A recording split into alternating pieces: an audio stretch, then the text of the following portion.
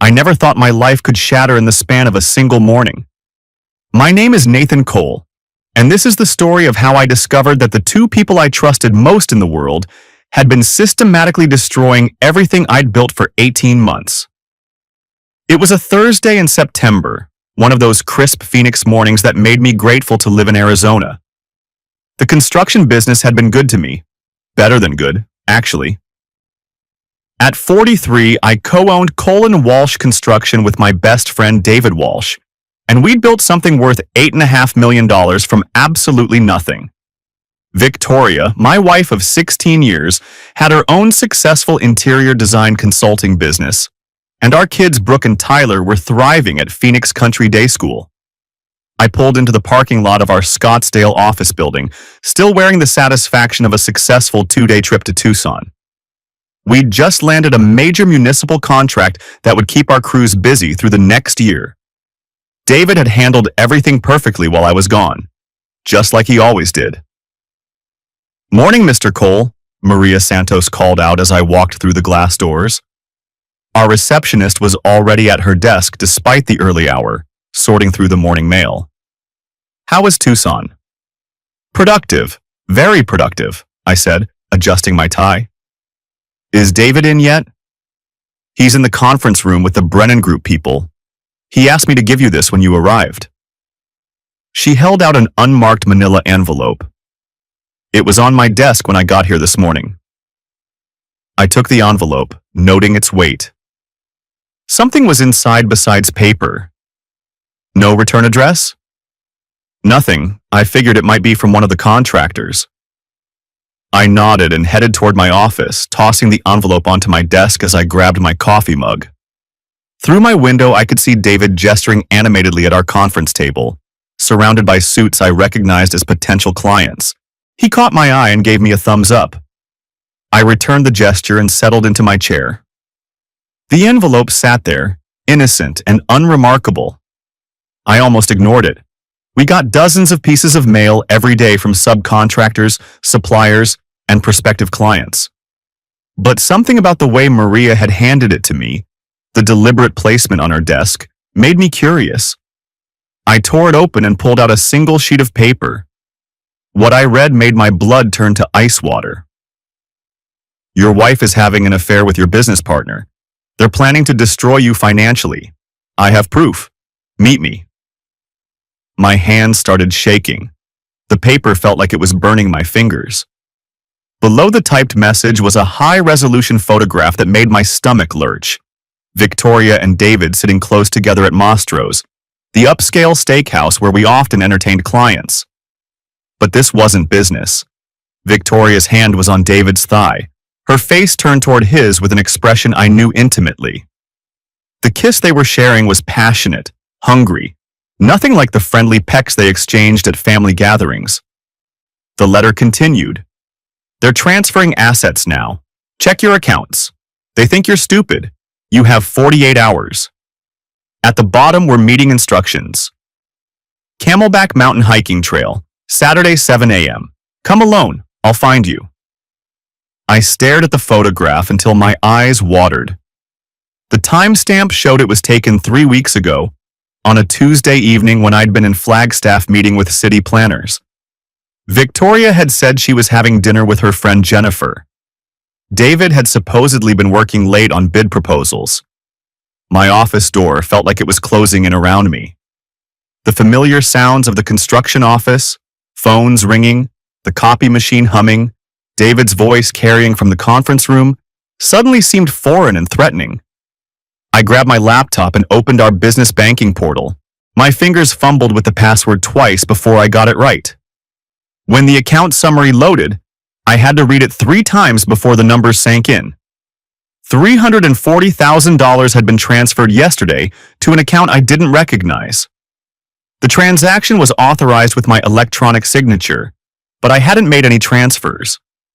I'd been in Tucson, sleeping in a Hampton Inn, and dreaming about the contracts we'd just secured. My personal investment account showed similar irregularities. Mutual funds worth $125,000 had been liquidated over the past month. The proceeds moved to accounts I'd never seen before. Each transaction bore my forged signature. I opened a new browser tab and logged into the county recorder's office website. Property deeds for two of our most valuable development projects had been transferred to something called Desert Sun Holdings LLC. I'd never heard of Desert Sun Holdings.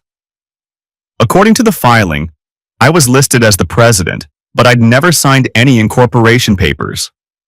The conference room erupted in laughter. David was probably charming our potential clients with one of his stories about construction disasters. He had a gift for making people feel comfortable, for building trust. I'd always admired that about him. Now it made me sick. I picked up my phone to call my attorney, then set it down. Who could I trust? David had access to everything. Our bank accounts, our legal documents, our business relationships. If he was capable of this level of deception, how deep did it go? Instead, I called Victoria. "Hey, honey," she answered on the second ring. "How was your trip? Did you get the Tucson contract?" Her voice sounded normal, cheerful, completely innocent. For a moment, I wondered if the letter was some kind of cruel joke. But the numbers on my screen were real. The photograph was real. "The trip was fine," I said carefully. "What are you doing today?" "Just the usual. I have a client meeting at 10, then I'm picking up Tyler from swimming practice. Brooke's staying late for debate team." "Why?" "No reason. I'll see you tonight." "Love you," she said, and hung up. I stared at the phone in my hand. "Love you." She'd said it so easily, so naturally. How long had she been lying to me? How long had she been playing this part while stealing my life savings? A knock on my door made me jump. "Come in." David walked in, still riding high from his meeting. "The Brennan Group is very interested.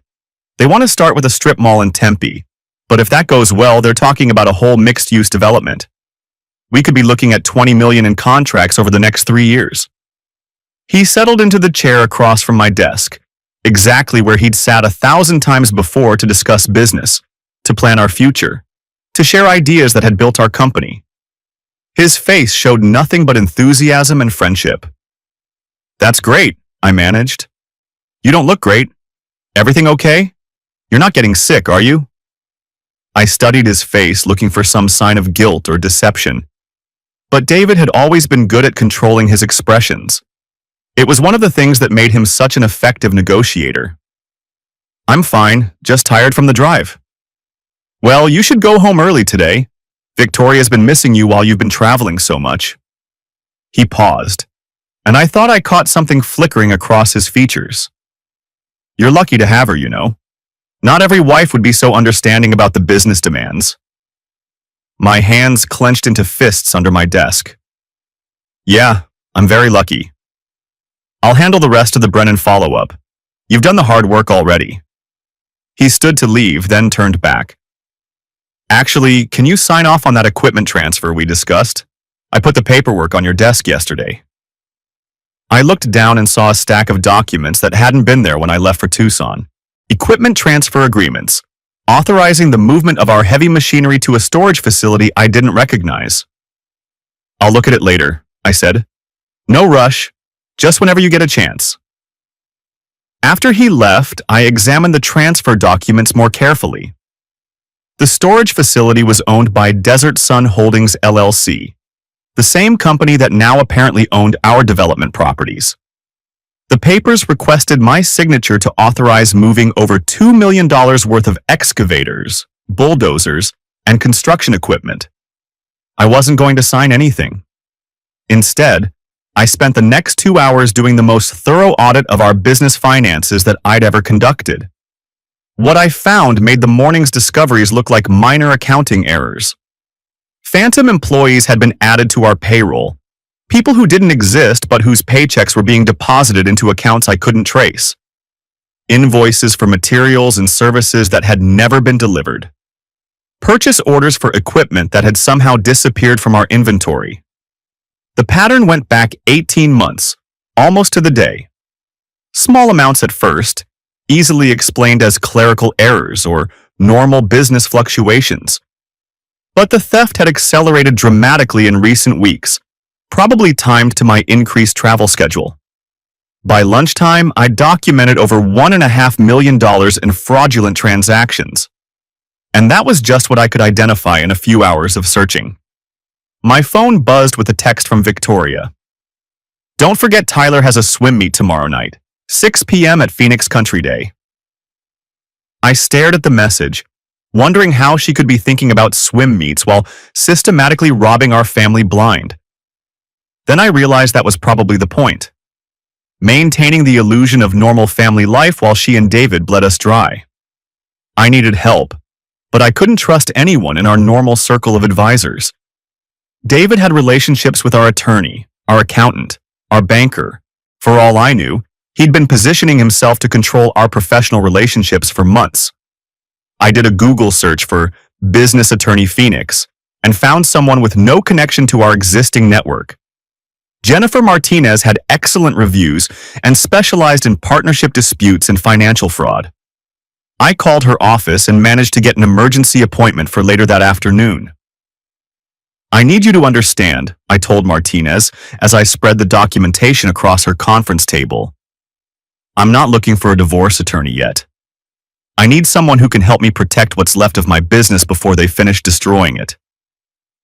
Jennifer Martinez was younger than I'd expected, probably early 30s, but her questions were sharp and focused. She understood the financial documents immediately and didn't waste time with expressions of sympathy or disbelief. "The good news is that you've caught this before they finish the job," she said, after reviewing everything. "The bad news is that they've been very sophisticated about creating legal cover for themselves.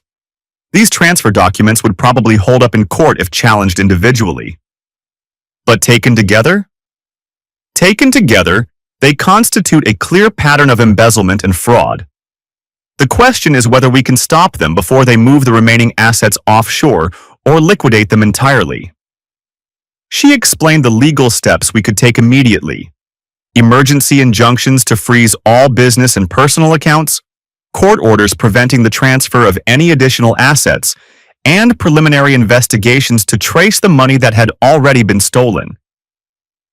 "I should warn you," she said as I signed the retainer agreement, "once we start this process, there's no going back. Your business partnership will be destroyed, your marriage will be over, and everyone involved will likely face criminal charges. Are you prepared for that?" I thought about Brooke and Tyler, about the life we'd built, about the friendships and business relationships that would be casualties of this war. Then I thought about the photograph of Victoria and David kissing, about the millions of dollars they'd stolen while I was traveling to build our business. "I'm prepared," I said. The legal paperwork was filed by 4 p.m. By 5, emergency injunctions were in place preventing any further transfers from our business or personal accounts. David wouldn't be able to move another penny without triggering immediate legal consequences. I drove home to Scottsdale, trying to prepare myself for what was coming. Our house sat on 2 acres in the foothills, a testament to the success Victoria and I had built together. The circular driveway wound through professionally landscaped gardens that Victoria had designed herself. Everything looked peaceful, normal, beautiful. Tyler was in the pool, working on his freestyle stroke. At 11, he was already showing real talent, fast enough to compete at the state level if he kept improving. Brooke was at the patio table with her laptop, probably working on homework. At 14, she was taking honors classes and maintaining a 4.0 GPA. My children. Everything I'd worked for, everything I'd built, was supposed to be for them. Victoria and David had been stealing their future along with mine.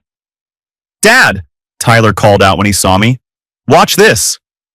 He demonstrated the new diving technique his coach had taught him, slicing into the water with barely a splash. I applauded and gave him a thumbs up, trying to act normal while my world collapsed around me. "How was work?" Brooke asked, looking up from her laptop. "Productive, very productive." Victoria appeared from the kitchen carrying a pitcher of iced tea. She wore white shorts and a blue tank top that complemented her auburn hair. At 40, She was still strikingly beautiful, still the woman who'd caught my attention at a charity fundraiser 17 years ago. I'd fallen in love with her laugh, her intelligence, her passion for creating beautiful spaces. "You're home early," she said, kissing my cheek. "I thought you'd be buried in paperwork after being gone for 2 days." "David's handling most of it." I watched her face carefully as I said his name, looking for any reaction. Nothing. "He's been very helpful while I've been traveling." "He's always been such a good friend to us," she said. "I don't know what we'd do without him." I excused myself to change clothes, using the time to think about how to handle the evening.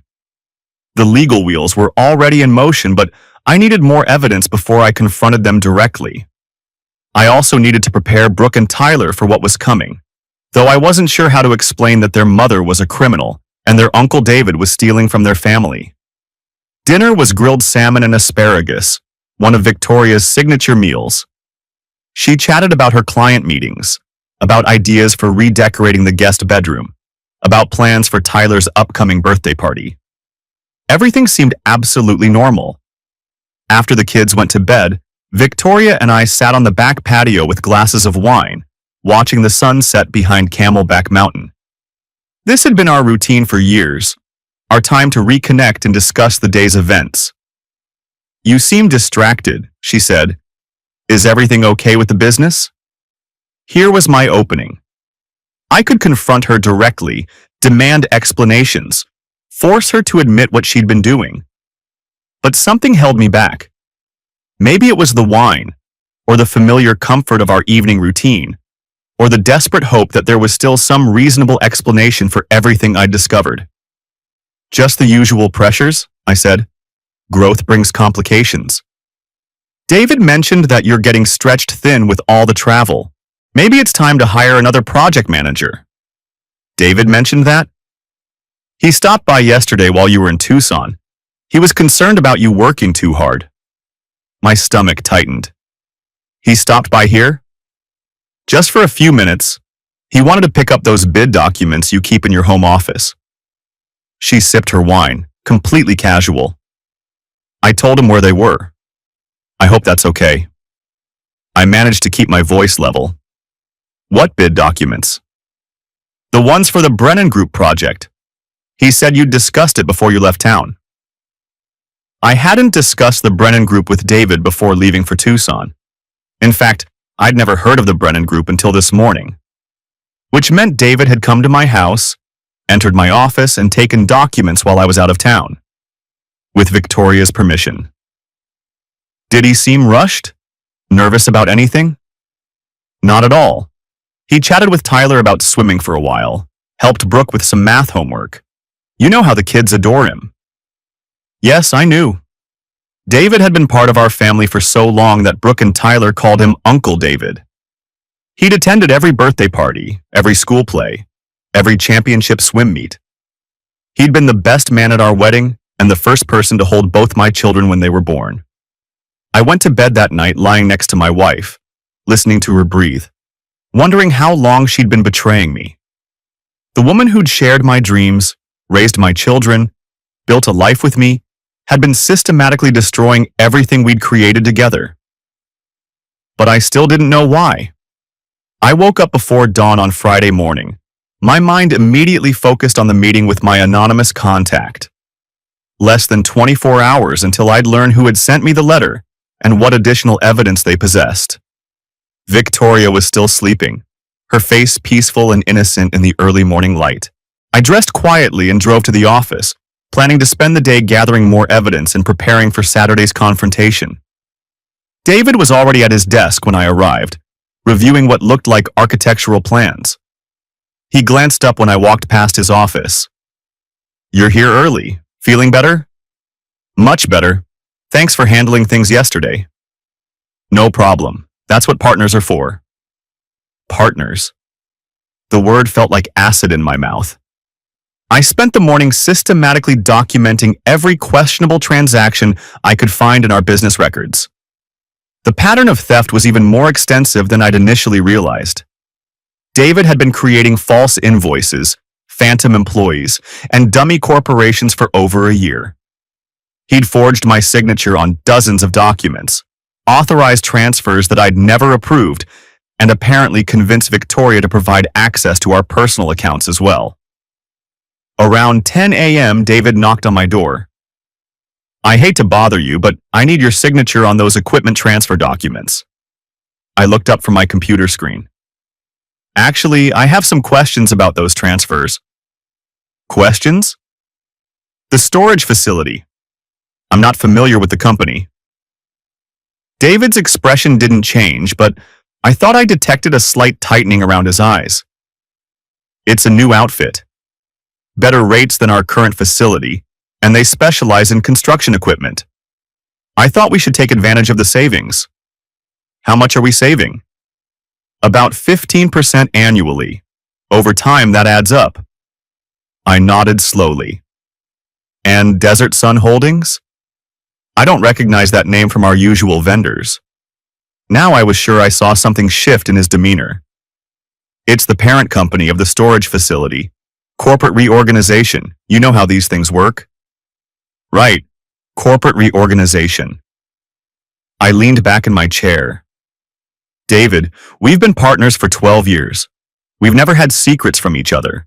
Is there anything you need to tell me about our business operations?" For a long moment, he stared at me. I could almost see him calculating, weighing his options, deciding how much I might know. "Nathan, I think you're overthinking this. It's just a storage transfer." "I'm sure you're right." I picked up a pen, then set it down again. "You know what? Let me review our equipment inventory first. Make sure we're not moving anything we might need for current projects." "Of course. Take all the time you need." After he left, I called Jennifer Martinez. "How quickly can we execute those asset freezes?" I asked. "They're already in effect," she said. "As of 6 a.m. this morning, your business partner can't move money, transfer property, or access any accounts without triggering immediate legal intervention." "Good, because I think he's getting suspicious." "Are you worried about your safety?" I hadn't considered that possibility. David had always been mild-mannered, more likely to solve problems with negotiation than confrontation. But I was also discovering that I didn't know David at all. "I don't think so, but I'm carrying a voice recorder now just in case." "Smart. Document everything. And Nathan? Be careful who you trust until this is resolved." I spent the afternoon reviewing our business insurance policies and legal documents, trying to understand how much damage David could still inflict. By closing time, I'd identified at least 3 more fraudulent schemes that I'd initially missed. The weekend couldn't come soon enough. I needed to know who was helping me, and more importantly, I needed to know how much evidence they had collected. Friday evening passed without incident. Victoria made dinner, helped Tyler with homework, and chatted about plans for the weekend. David called around 8 to discuss a client meeting scheduled for Monday, nothing unusual in his tone or demeanor. Saturday morning arrived crisp and clear, perfect weather for hiking. I told Victoria I was meeting a potential client to discuss a residential project. Not exactly a lie, since I was hoping to learn about someone who might help me rebuild my residential life. Camelback Mountain was one of Phoenix's most popular hiking destinations, challenging enough to deter casual tourists, but accessible enough for weekend athletes. I parked in the main lot and started up the Echo Canyon Trail, carrying a water bottle and wearing hiking boots that had seen better days. At 7 a.m., there were already a dozen cars in the parking lot. Early morning was the best time to tackle the mountain, before the Arizona sun turned the rocky slopes into an oven. I'd climbed Camelback hundreds of times over the years, often with Victoria and the kids, sometimes with David and his ex-wife Jennifer. The irony wasn't lost on me that I was meeting my anonymous ally in a place that held so many happy family memories. About halfway up the trail, a woman's voice called my name. "Nathan Cole?" I turned to see a petite blonde woman in her mid-30s, wearing expensive hiking gear and designer sunglasses. She looked familiar, but I couldn't place her immediately. I'm Amanda Foster, she said, extending her hand. Thank you for coming. You sent the letter? I did. And before you ask why, I should probably explain that I'm a forensic accountant. And until recently, I was David Walsh's girlfriend. The pieces clicked into place.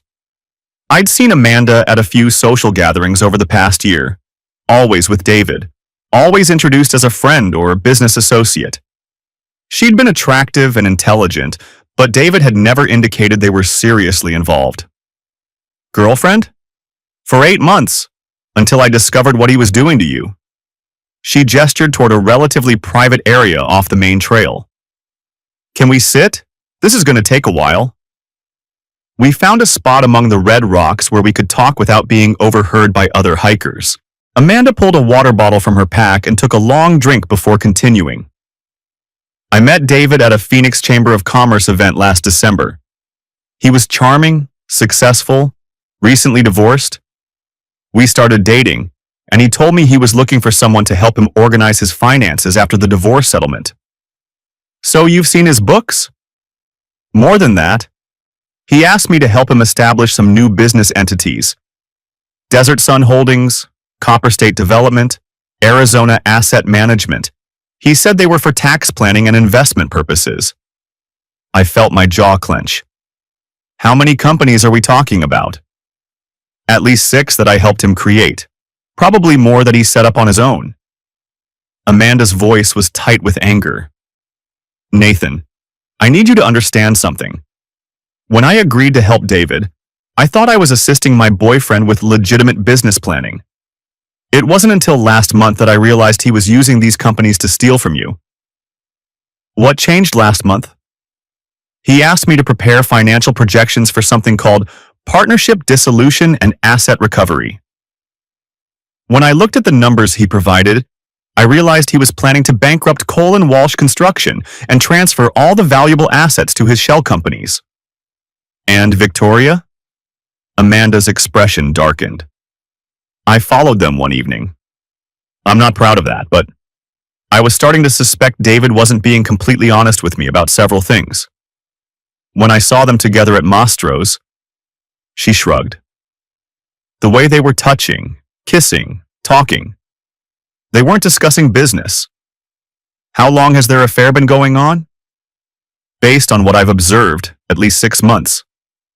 But the financial fraud started much earlier. I think David was stealing from your company long before he involved your wife. Amanda opened her backpack and pulled out a thick manila folder. I've spent the last 3 weeks documenting everything I could find. Bank records, incorporation documents, forged signatures, fake invoices. David kept copies of everything in his home office, probably as insurance against getting caught. I opened the folder and began scanning the documents. Even with my limited accounting knowledge, the scope of the fraud was staggering. David had created an entire shadow business structure designed to siphon money from Cole & Walsh Construction while maintaining plausible legal cover. This is incredible work, I said. Why are you helping me? You could have just walked away. Because David lied to me about everything. Our relationship, his business, his intentions, and because what he's doing to you is criminal. She paused, looking out over the Phoenix Valley spread below us. Also because I'm scared of what he might do if he finds out I know about this. Scared? David has a temper. I've seen glimpses of it when he thought no one was watching. He's also been asking questions about my work, about client confidentiality, about whether forensic accountants ever work with law enforcement. She turned back to me. I think he suspects I might be a threat to him. I studied Amanda's face, looking for signs of deception or hidden motives. But her story made sense, and the evidence she'd provided was comprehensive and damaging. More importantly, I didn't have many other options. What do you want from me? I asked.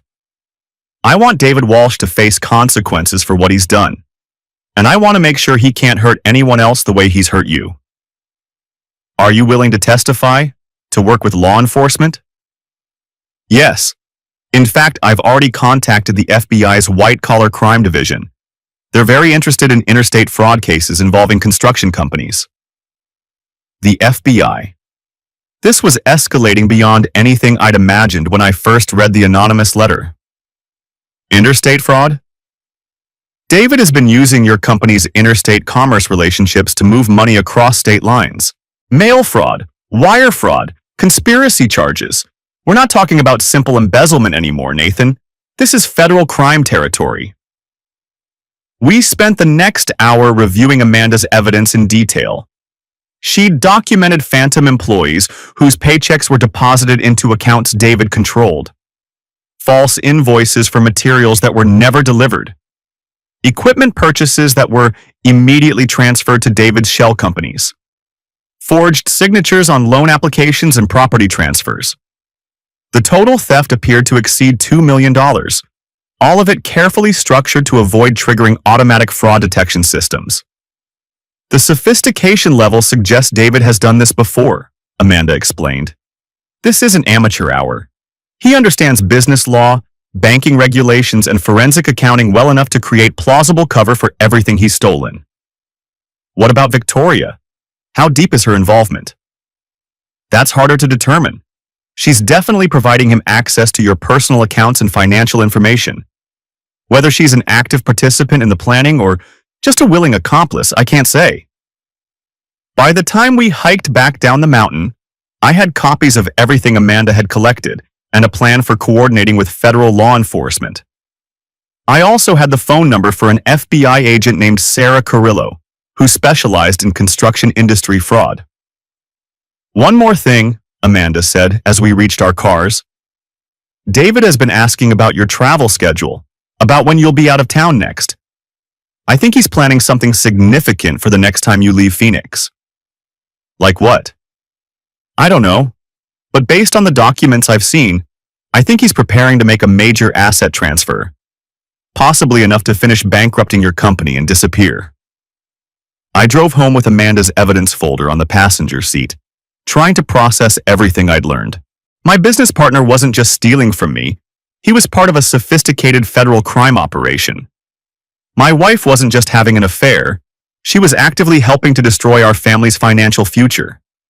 And somewhere in the midst of all this criminal activity, I still had to figure out how to protect my children and rebuild my life. Victoria was in the kitchen when I got home, preparing lunch for Tyler's swim meet that evening.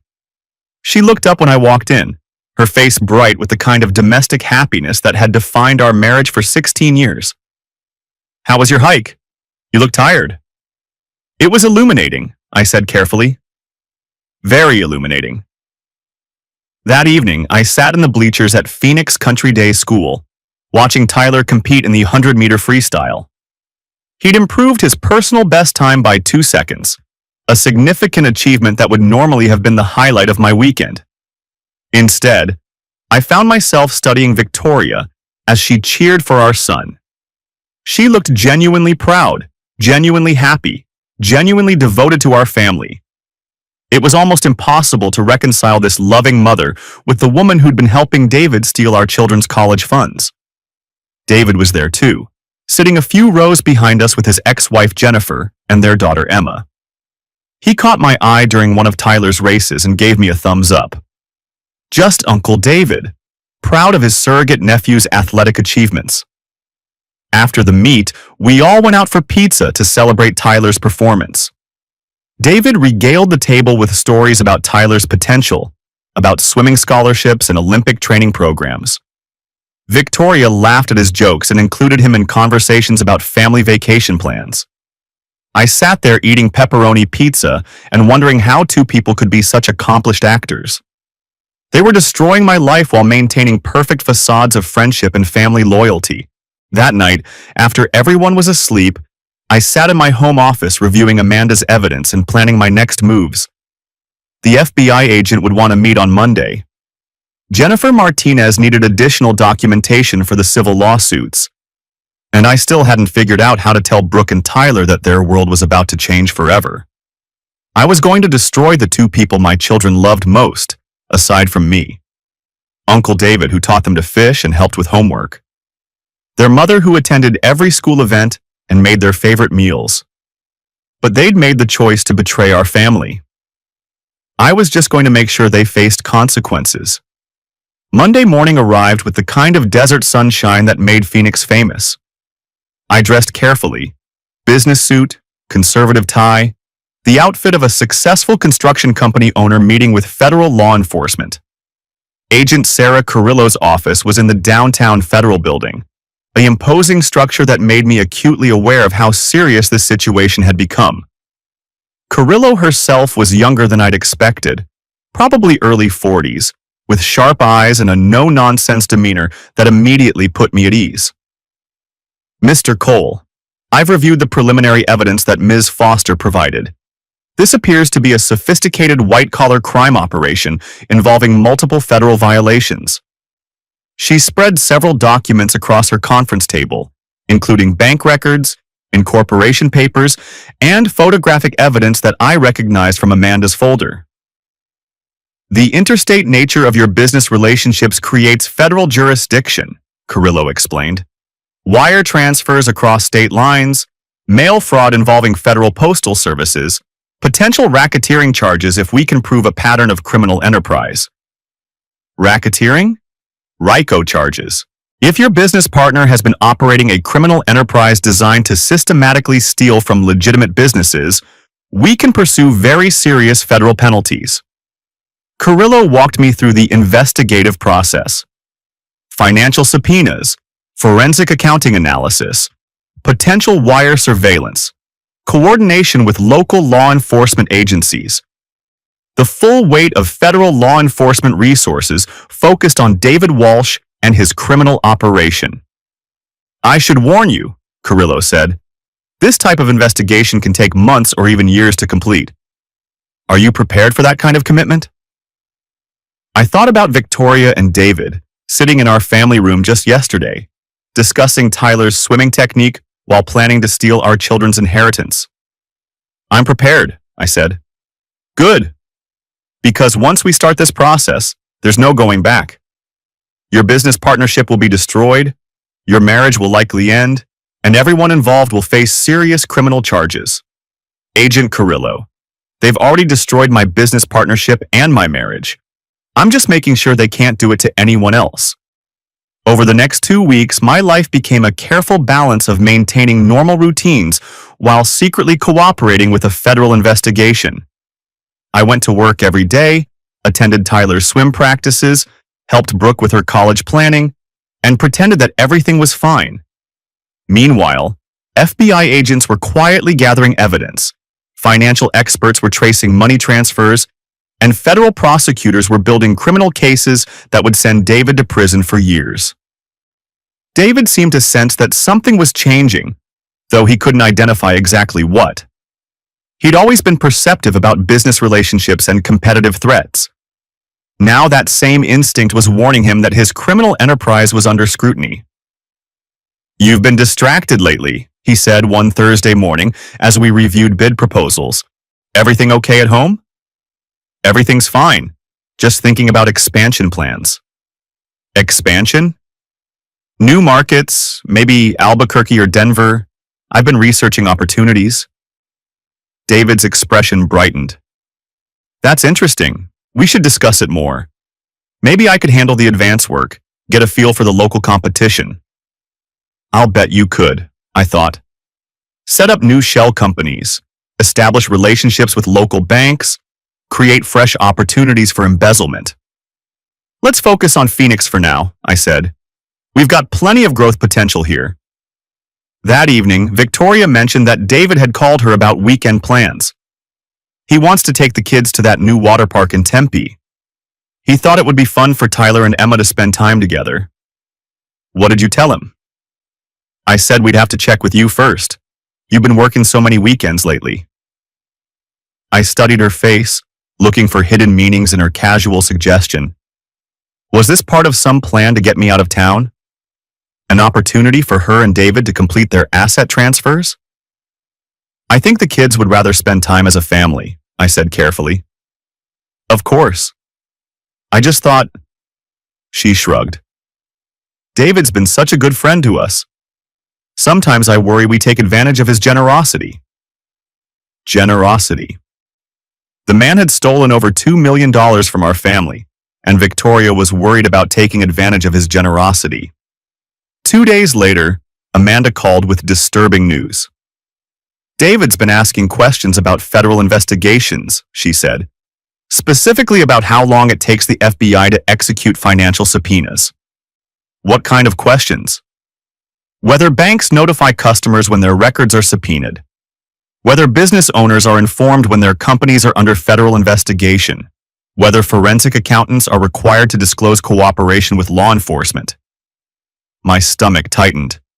Do you think he knows? I think he suspects something. And Nathan? Yesterday he asked me about moving some investments offshore. Cayman Islands, Swiss banks, cryptocurrency exchanges. He's talking about diversification, but it sounds more like preparation for running. If David fled the country before the investigation was complete, he might escape prosecution entirely. Worse, he might convince Victoria to go with him, taking my children out of the country and beyond the reach of American law enforcement. I called Agent Carrillo immediately. We need to accelerate the timeline, I told her. I think David Walsh is preparing to flee. How certain are you? Certain enough that I'm worried about my children's safety. There was a long pause. Mr. Cole, we can execute arrest warrants based on the evidence we have, but the case will be stronger if we wait for additional financial documentation. How much stronger? The difference between 5 years in federal prison and 15 years. I understood the math, but I also understood that David's freedom posed a direct threat to my family. If he ran, he might try to take Victoria and disappear forever. If he stayed and realized I was cooperating with federal authorities, he might become dangerous. Execute the warrants, I said. We'll make the case work with what we have. Agent Carrillo scheduled the arrest for the following Friday morning.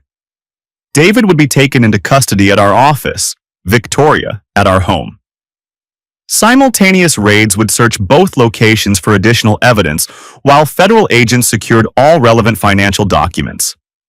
I spent Thursday evening sitting on our back patio, watching Tyler practice diving techniques in the pool, while Brooke studied for her AP history exam. Everything looked peaceful, normal, exactly like thousands of other Thursday evenings we'd shared as a family. In 12 hours, their mother would be under arrest for federal crimes. Their Uncle David would be in federal custody facing decades in prison. Their life as they knew it would be over. But their future would be secure. The money David and Victoria had stolen would be recovered. The shell companies would be dissolved. The criminal enterprise would be destroyed. I was trading my family's immediate happiness for their long-term security, and I prayed I was making the right choice. Friday morning dawned clear and hot. Another perfect Phoenix day that would end with my life completely transformed. I dressed in my best suit, kissed Victoria goodbye, and drove to the office for what I knew would be my last normal day as David Walsh's business partner. David was already at his desk when I arrived, reviewing what looked like travel brochures for Caribbean resorts. He glanced up when I walked past his office. Planning a vacation? I asked. Just thinking about getting away for a while. Maybe taking Emma somewhere warm for spring break. Spring break was 6 months away. David Walsh was definitely planning to run. I settled into my office and tried to focus on normal business activities while waiting for the FBI to arrive. Purchase orders, client calls, bid proposals, the routine tasks that had defined my professional life for 12 years. At 9:15 a.m., Agent Carrillo walked through our front door with 3 other federal agents and arrest warrants for David Walsh. I heard the commotion from my office, Maria's surprised voice, David's confused questions, the calm authority of federal agents explaining his rights. Through my window, I could see David being led to a waiting car in handcuffs, his face pale with shock and disbelief. He saw me watching from my office window. For a moment, our eyes met across the parking lot. David's expression shifted from confusion to understanding to pure rage as he realized I was responsible for his arrest. He shouted something that I couldn't hear through the glass, but his meaning was clear enough. After 12 years of friendship and partnership, I had become his enemy. Agent Carrillo appeared in my doorway as David's car pulled away. "It's done," she said. "Mrs. Cole is in custody as well. The searches are underway at both locations." I nodded, not trusting myself to speak. After weeks of planning and preparation, the moment had finally arrived. David and Victoria were under arrest. Their criminal enterprise was being dismantled, and my family was about to learn the truth about the two people they'd trusted most. "What happens now?" I asked. "Now we build the strongest possible case for prosecution, and you start the process of rebuilding your life." Over the next 6 hours, FBI agents systematically searched our office and our home, seizing computers, financial documents, and any evidence related to David's criminal activities. They were professional and courteous, but thorough in a way that left no doubt about the seriousness of the charges. Brooke and Tyler were at school during the search of our home, which gave me time to prepare for what would be the most difficult conversation of my life. How do you explain to a 14-year-old and an 11-year-old that their mother is a criminal? How do you tell children that their beloved Uncle David has been stealing their college funds? I picked them up from school personally, rather than letting them take the bus home. They were both surprised to see me waiting in the pickup line. "Dad?" Brooke said as she got into the car. "What are you doing here?" "We need to talk, as a family." Tyler bounced into the back seat, still energetic from his afternoon swim practice. "Are we going somewhere? Can we get ice cream?" "We're going home. And yes, we can have ice cream while we talk." The 20-minute drive gave me time to rehearse what I was going to say, though no amount of preparation could make this conversation easy. How do you destroy a child's innocence while preserving their sense of security? Our house looked normal from the outside, but I could see evidence of the FBI search in small details: slightly displaced furniture, gaps on shelves where documents had been removed, the lingering sense that strangers had been examining our most private possessions. We sat around the kitchen table with bowls of chocolate ice cream, the same spot where we'd shared thousands of family meals and conversations. Brooke and Tyler looked expectant, probably anticipating news about a family vacation or some other pleasant surprise. "I need to tell you something very serious," I began, "about Mom and Uncle David." Brooke's expression immediately became alert and worried. She was old enough to sense that serious family conversations rarely brought good news. "Are you getting divorced?" she asked. The directness of her question caught me off guard. Yes, we are." Tyler's spoon stopped halfway to his mouth. "Why?" "Because Mom and Uncle David have been lying to us. They've been taking money from our family and from our business. A lot of money." "What kind of money?" Brooke asked.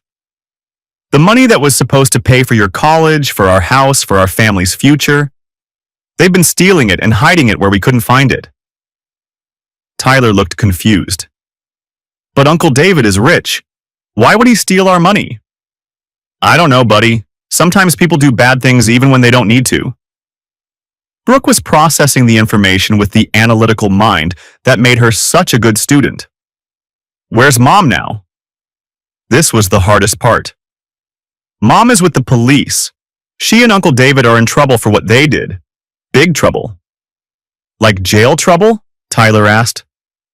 "Yes, like jail trouble." The next hour was filled with questions, tears, and attempts to comfort two children whose world had just collapsed. Tyler cried openly, mourning the loss of his Uncle David and struggling to understand why his mother had betrayed their family. Brooke was more controlled, but I could see her building emotional walls to protect herself from the pain. "What's going to happen to us?" she asked. "We're going to be okay. We're going to stay in our house, you're going to stay in your schools, and we're going to rebuild our family." "Without Mom?" "For now, yes. Without Mom." That evening, I called Jennifer Walsh, David's ex-wife and one of our closest family friends. She'd been as shocked as anyone by the arrests, having had no idea about David's criminal activities. "Nathan, I'm so sorry," she said. "I knew David could be selfish, but I never imagined he was capable of something like this." How's Emma handling it? She's devastated. She keeps asking when her daddy's coming home. Emma was 12, the same age as Tyler when their innocence had been shattered by adult criminal behavior. At least Emma's mother was innocent of wrongdoing. Tyler and Brooke had to deal with both parents being involved in the betrayal. If there's anything I can do, Jennifer continued, anything at all, please let me know. Actually, there is something. The kids are going to need counseling to process this. Would Emma benefit from joint sessions? Having someone her age who understands what she's going through? I think that's a wonderful idea. Over the weekend, I began the process of explaining the situation to our extended family and close friends. Most people were shocked but supportive, offering help with childcare, emotional support, and practical assistance. A few seemed skeptical that Victoria could be involved in serious criminal activity. She'd always been such a devoted mother and wife. But the evidence was overwhelming, and as more details emerged about the scope of the fraud, even Victoria's strongest supporters began to accept reality. Monday morning brought news that David and Victoria had been formally charged with multiple federal crimes: wire fraud, mail fraud, conspiracy, money laundering, and racketeering. David's bail was set at $5 million. Victoria's was set at $1 million. Neither of them made bail. Over the next several weeks, I worked with Jennifer Martinez to initiate civil lawsuits for recovery of stolen assets, while Agent Carrillo's team built the federal criminal case. Amanda Foster became a key witness for the prosecution, providing insider knowledge of David's criminal enterprise that strengthened the charges considerably. The local business community was fascinated by the case. Cole and Walsh Construction had been a prominent company with an excellent reputation. The revelation that one of the partners had been operating a sophisticated criminal enterprise made headlines in the Phoenix Business Journal and even attracted attention from national media outlets. I found myself in the unusual position of being both a victim and a public figure. Other business owners sought my advice about protecting themselves from internal fraud. Speaking opportunities arose at industry conferences and business organizations. But mostly, I focused on rebuilding my family and my company. Tyler and Brooke adapted to their new reality with the resilience that children often show in crisis situations. They attended counseling sessions, maintained their academic and athletic performance, and gradually accepted that their lives had permanently changed. Victoria attempted to contact the children from jail, but I had legal authority to limit her access while the criminal case was pending. She would have opportunities to rebuild relationships with Brooke and Tyler after serving her sentence, but not while she was actively facing federal charges for crimes against our family. David, meanwhile, maintained his innocence and blamed me for destroying our partnership and friendship. His attorney leaked stories to the media suggesting that I had manufactured the charges to gain advantage in a business dispute. But the evidence was too comprehensive and Amanda's testimony too damaging for that defense strategy to succeed. In December, 18 months after the initial arrests, David Walsh was convicted on all federal charges and sentenced to 12 years in federal prison. The judge specifically noted the sophistication of his criminal enterprise and the devastating impact on multiple victims. Victoria accepted a plea agreement that reduced her charges in exchange for full cooperation with asset recovery efforts. She was sentenced to 4 years in federal prison with the possibility of early release for good behavior. By the time the criminal cases were concluded, federal authorities had recovered $2.3 million in stolen assets.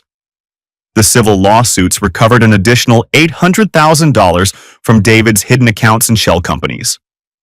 Not everything could be recovered. David had spent significant amounts on his lifestyle, travel, and legal fees. But the majority of our family's stolen money was returned, along with substantial penalties and interest. I used the recovered funds to establish college trust accounts for Brooke and Tyler, to pay off our home mortgage, and to capitalize a new construction company with stronger financial controls and oversight.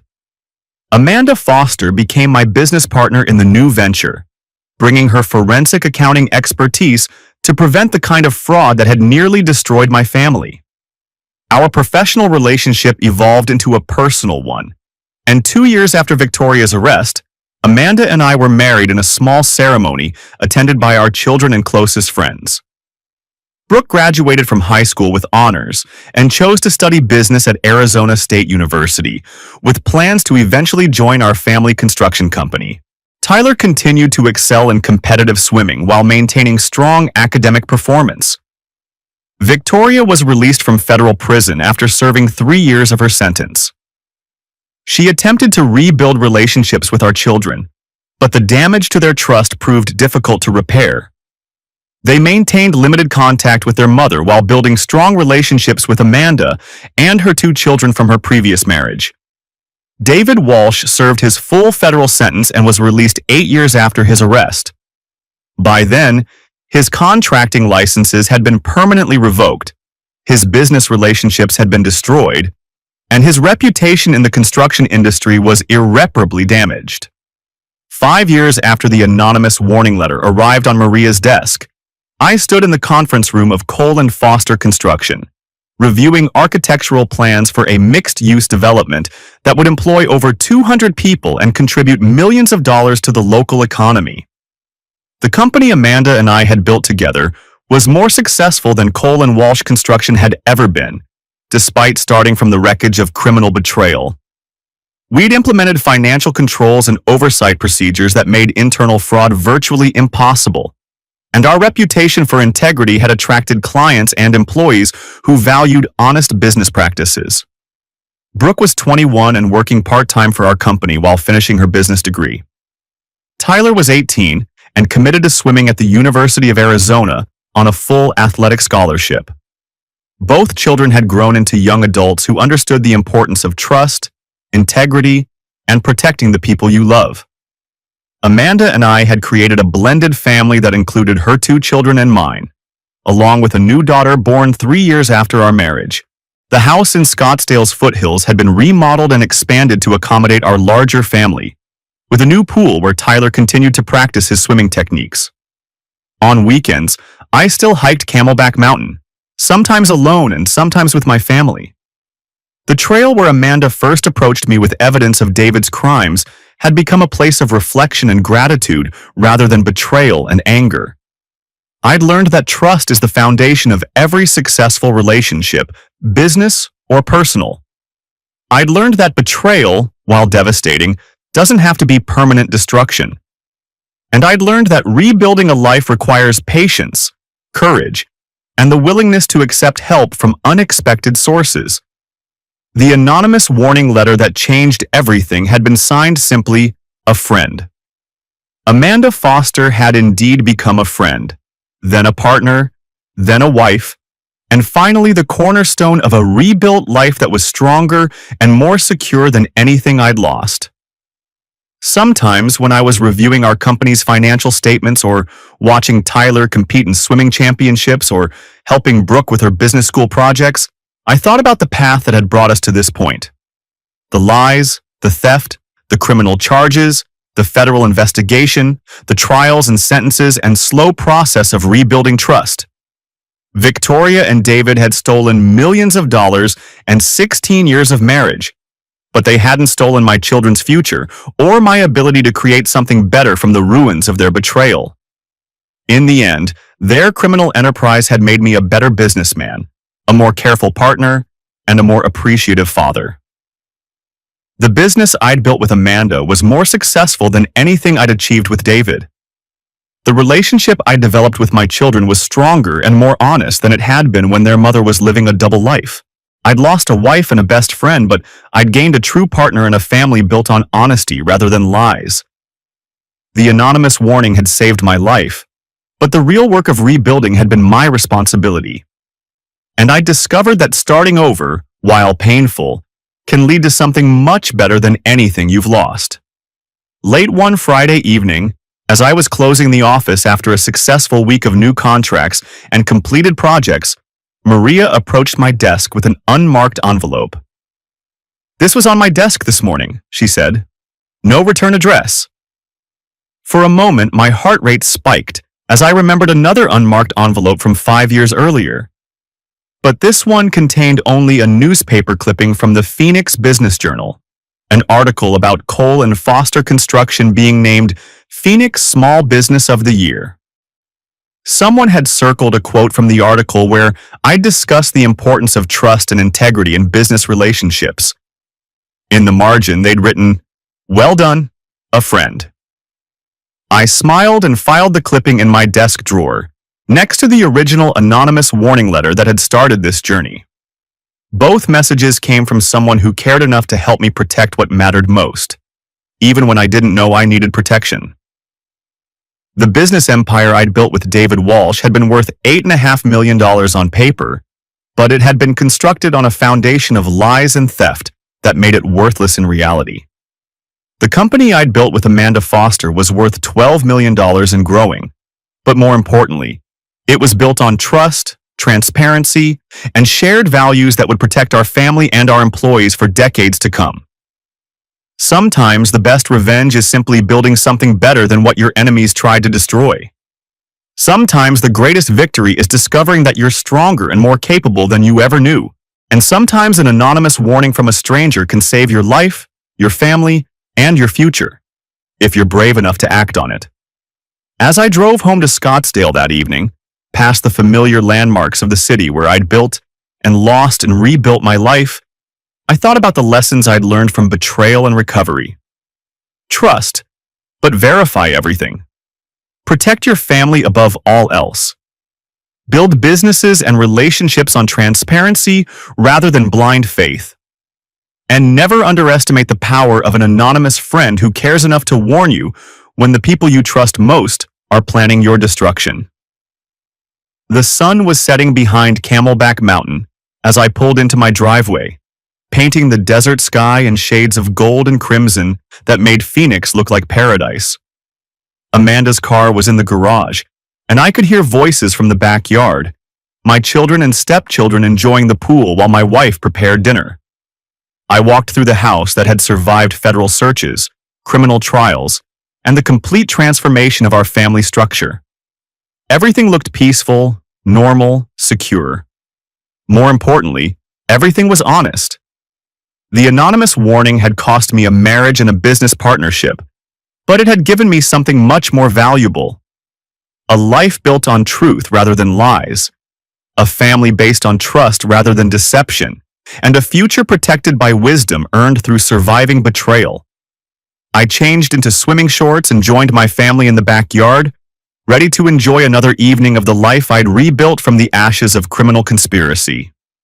Sometimes the best stories are about ordinary people who discover they're capable of extraordinary courage when protecting the people they love. Sometimes the greatest victories come from refusing to let betrayal defeat you. And sometimes an unmarked envelope containing an anonymous warning can be the beginning of the best chapter of your life, rather than the end of everything you thought you knew about the people you trusted most. The story of my destruction and rebuilding was complete, but the story of my family's future was just beginning.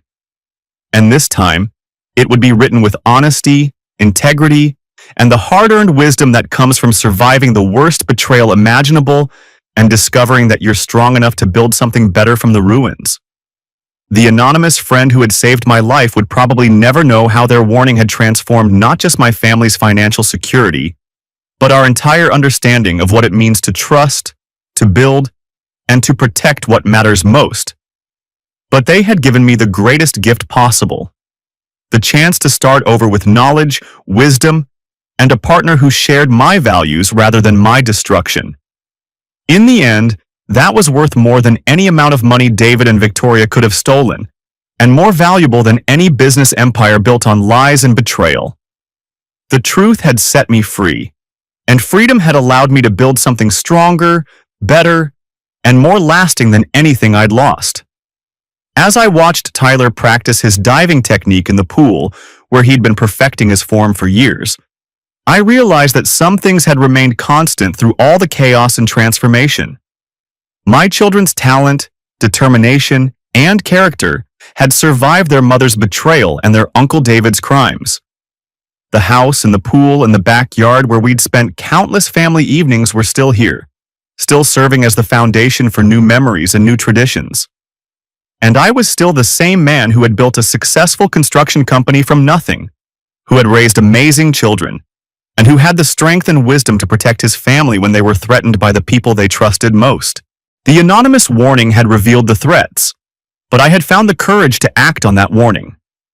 The FBI had provided the legal tools, but I had done the work of rebuilding trust and security. Amanda had provided partnership and love, but I had created the opportunity for that relationship by choosing to fight for my family's future rather than accepting defeat.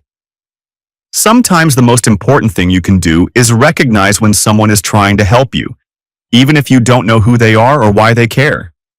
Sometimes the bravest thing you can do is accept that the people you love most have betrayed you and choose to protect your family anyway. And sometimes the strongest thing you can do is rebuild your life from scratch, using the wisdom earned from surviving betrayal to create something better than anything you lost. The anonymous warning letter that had started this journey was still in my desk drawer, a reminder of how quickly a normal life can be threatened by criminal conspiracy. But it was also a reminder that ordinary people can find extraordinary strength when protecting what matters most.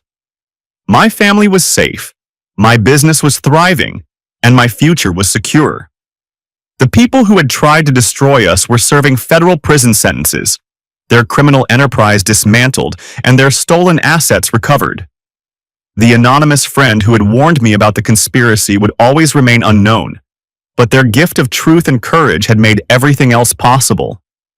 And the life I'd built from the ruins of betrayal was stronger, more honest, and more valuable than anything David Walsh and Victoria Cole had tried to steal. In the end, that was the greatest victory of all. Discovering that you can survive the worst betrayal imaginable and build something better from the wreckage, if you have the courage to act on warnings from anonymous friends who care enough to tell you the truth when the people you trust most are planning your destruction.